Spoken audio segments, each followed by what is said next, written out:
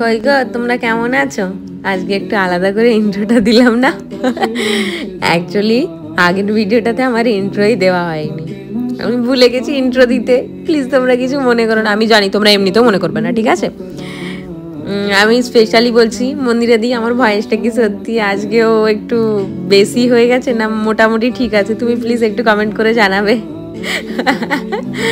আচ্ছা বলো তোমরা সবাই কেমন আছো? আমি ভালো আছি। এটা ছিল 3 দিন আগের একটা ভিডিও, ঠিক আছে? যদিও আমার ভিডিওটা পোস্ট করা হয়নি, প্রতিদিন পার ডে রেগুলার ভিডিও দেবো করে আর দেওয়া হচ্ছে না। একটু শরীরটাকে কমাতে হবে, কারণ আমার ডিপার্টমেন্ট কিংবা আমার বন্ধু বান্ধব সবাই আমাকে বলছে যে আমি একটু মোটা হয়ে গেছি।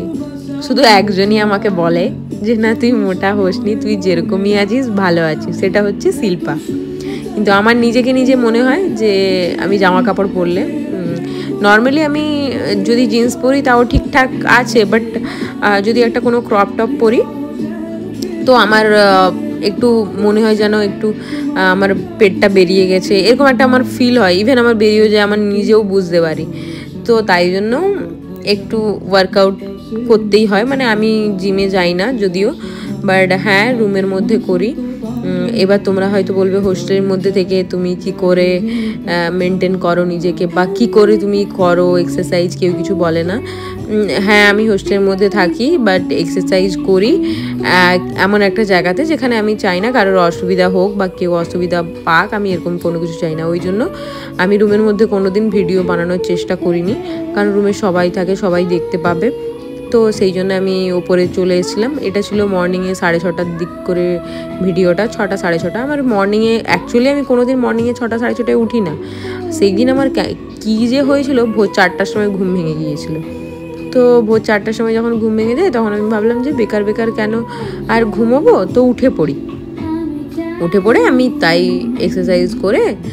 তো চুলটা প্রচণ্ড ভেজা, যারা এক্সারসাইজ করো তারা নিশ্চয়ই জানো প্রচণ্ড ভেজা থাকে চুলটা, আর আমার চুলটা প্রচণ্ড ভেজা ছিল, তাই জন্য রকম।